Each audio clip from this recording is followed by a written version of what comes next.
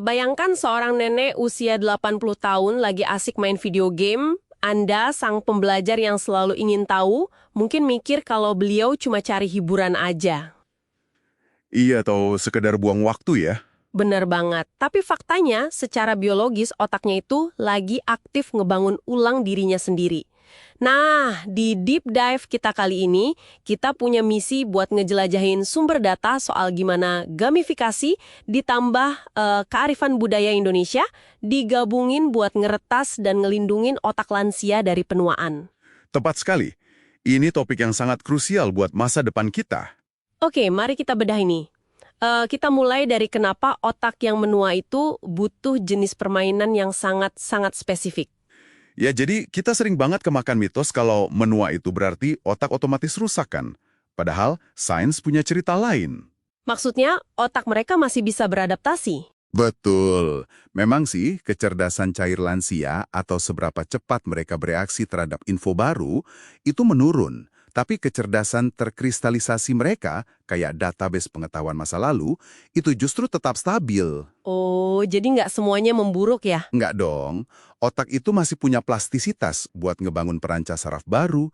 Nah, yang menarik di sini adalah penurunan drastis reseptor dopamin mereka dari D1 sampai D4. Dopamin itu kan molekul motivasi ya? Benar.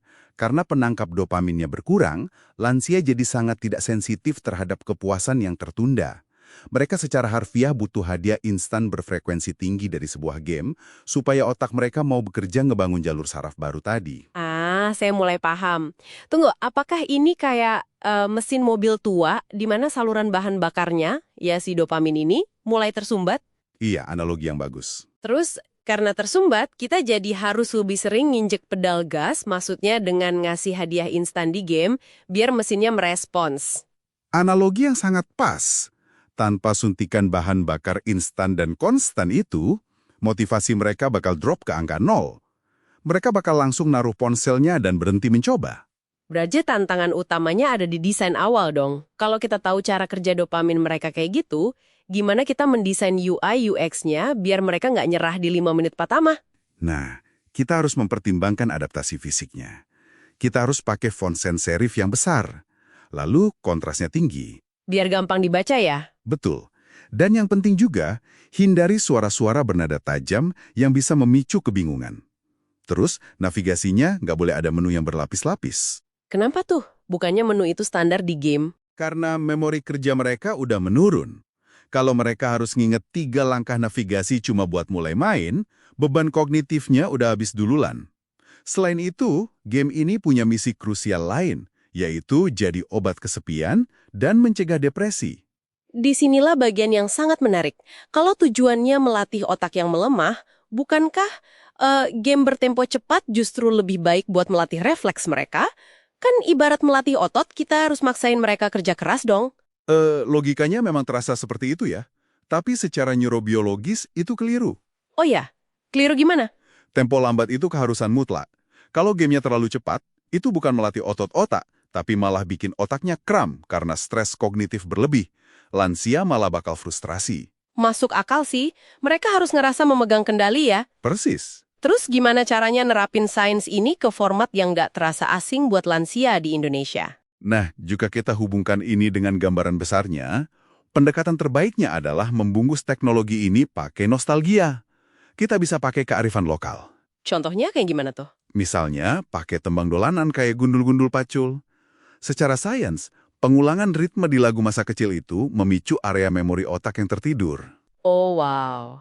Terus ada lagi? Ada adaptasi congklak digital buat ngelatih motorik halus jari, dan konsep senam otak. Senam otak yang gerakannya disilang itu. Benar. Gerakan menyilang tubuh itu secara harfiah memaksa belahan otak kiri dan kanan buat saling komunikasi dan sinkronisasi. Jadi, apa arti dari semua ini? Buat Anda yang mendengarkan, ngajak kakek nenek main ini tuh terapi penyembuhan otak ya. Dan saya baca ada satu desain usulan yang brilian banget, namanya gamelan gatra. Ya, gamelan gatra itu puncak dari penggabungan semua elemen tadi. Lansia diminta melakukan tugas ganda. Maksudnya ngerjain 2 hal sekaligus? Lebih malah, mereka mengetuk ritme instrumen saron secara digital di layar sambil ngangkat kaki. Dan di saat bersamaan, mereka diminta mengingat bahan-bahan resep masakan kayak nasi liwet.